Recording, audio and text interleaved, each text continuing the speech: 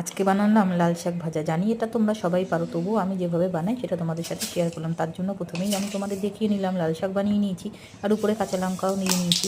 এবার আমি কড়াইতে তেল গরম হয়ে গেছে, দেখতেই পাচ্ছ। এর মধ্যে আমি অ্যাড করলাম কালো জিরে আর শুকনো লঙ্কা।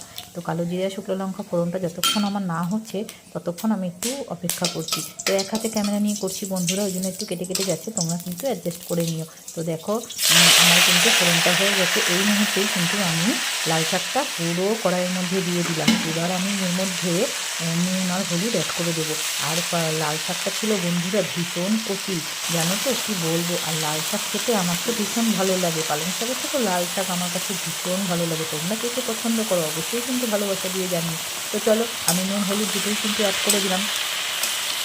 এবার আমি একটু নাড়াচাড়া দিয়েই কিন্তু কড়াইয়ের ঢাকা দিয়ে চাপা দিয়ে দেবো। তো দেখো কড়াইটা আমি ঢাকা দিয়ে দিলাম। তো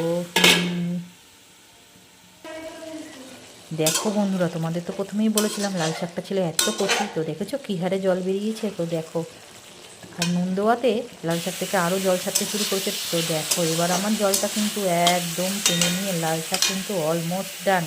তো দেখো কেমন হয়েছে অবশ্যই কিন্তু তোমরা